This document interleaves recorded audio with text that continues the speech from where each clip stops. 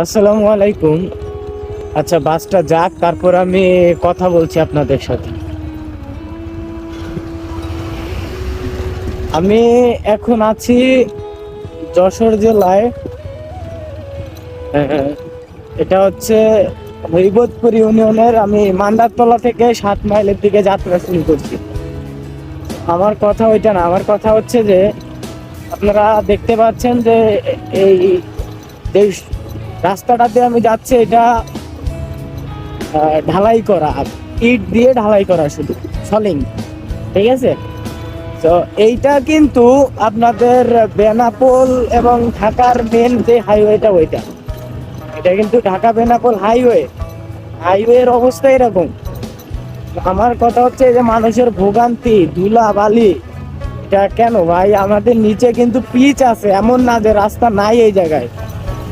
মানুষ, আমরা সারা জীবন দেখে আসছি যে, আচ্ছা, সারা জীবন দেখে আসছি যে এই সলিং এর উপরে প্রথমে ইট দিয়ে এরকম সলিং করা হয়, তার উপরে আপনার পিচ দেওয়া হয়। আর এই যুগে 2025-এর শেষে এসে দেখতেছি যে প্রথমে পিচ করা হয়, সেই পিচ যদি অল্প একটু ভেঙে যায় তার উপরে সলিং করা হয়। মানে ব্যবসা, মানুষের ব্যবসা কত ভাবে করা যায় বাংলাদেশ, আর কত ভাবে ব্যবসা করে মানুষের কাছ থেকে টাকা খাবা। মানে এত এত নতুন নতুন বুদ্ধি আসে বাংলাদেশের বড় বড় জ্ঞানী গুণীদের মাথায়, এটা মানে ভাবতেই অবাক লাগে। ওই দেখেন নিচে পিচ আছে, তার উপরে পিচের উপরে এরা মানে সলিং করতেছে। সলিং কেন করতেছে? এই যে কয়েকদিন আগে সলিং করছে, এটা নষ্ট হয়ে গেছে, আবার কয়েকদিন পর আবার টাকা নিয়ে সরকারের কাছ থেকে আবার সলিং করে। ভাই, সরকারের তো দোষ নাই এই জায়গায়। এই জায়গায় যারা এই কাজগুলা করতেছে তাদের দোষ। এই যে কি সুন্দর সলিং, এরকম মাঝখানে মাঝখানে কিছু জায়গায় অতিরিক্ত ভাঙা ছিল ওই পাশে, তো ওই জায়গাগুলো তো ওরা ডাইরেক্ট সলিং কেন ভাই?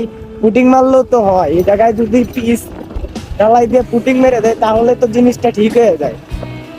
তাও এত খরচ করতে হয় না, পুরো রাস্তা আস্তে আস্তে ওরা সলিং করতেছে কেন? পিস পিস করতে কি খরচ কি মানে এই সলিং এর থেকে আহামরি অনেক বেশি চলে যাবে? আমার তো মনে হয় না। তো আপনারা জানাবেন যে এটা কি ঠিক করতেছে, যে পিচের উপরে সলিং দিতেছে, এই জিনিসটা কি ঠিক হচ্ছে নাকি? আমি এটুকুই দেখানোর জন্য ভিডিওটা চালু করলাম। আশা করি আপনারা ভিডিওটা বুঝতে পারছেন বা দেখতে পাচ্ছেন বাংলাদেশের অবস্থা। আশা করি আপনারা বুঝতে পারছেন।